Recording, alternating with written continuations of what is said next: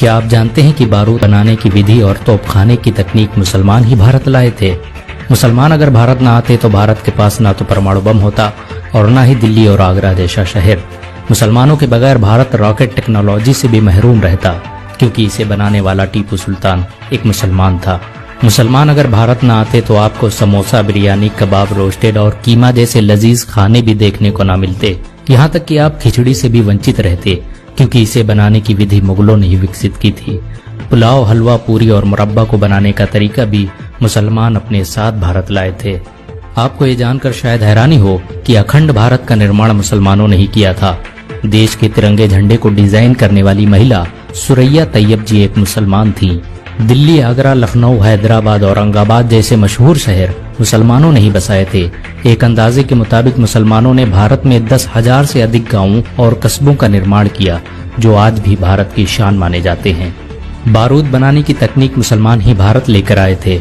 भारत में सबसे पहले तोपखाना का निर्माण और तोप का इस्तेमाल मुगल बादशाह बाबर ने किया था। मुर्शिदाबाद, बीजापुर, तंजौर जैसे शहरों में मुसलमानों ने ही सबसे पहले शस्त्र बनाने के कारखाने स्थापित किए। ये भारत के पहले कारखाने थे जहां पर बंदूकों, तोपों और रॉकेटों का निर्माण किया जाता था। मुसलमानों के आने से पहले भारतीयों को बंदूक बनाने की तकनीक के बारे में कोई अंदाजा नहीं था। अगर मुसलमान भारत न आते तो यहाँ के लोग सदियों तक इस टेक्नोलॉजी से वंचित रह जाते। आपको ये जानकर हैरानी होगी कि खजूर, फूल गोभी, नींबू, धनिया, सेब, संतरा इत्यादि के पेड़ मुसलमान ही भारत लाए थे। मुसलमानों ने ही भारत में सबसे पहले इनकी खेती प्रारंभ की, जो बाद में भारत की प्रमुख फसलें बन गईं। बहुत कम लोग जानते हैं कि साबुन का आविष्कार सबसे पहले मुसलमानों ने ही किया था, और जब तुर्की के मुसलमान भारत में दाखिल हुए तो उनके साथ ये तकनीक भी भारत आ गई और धीरे धीरे साबुन का इस्तेमाल पूरे भारत में होने लगा। मुसलमानों के आने से पहले भारत के लोग रेत का इस्तेमाल करते थे। दुनिया के 7 अजूबों में भारत के ताजमहल का नाम भी आता है, जिसका निर्माण शाहजहां ने करवाया था।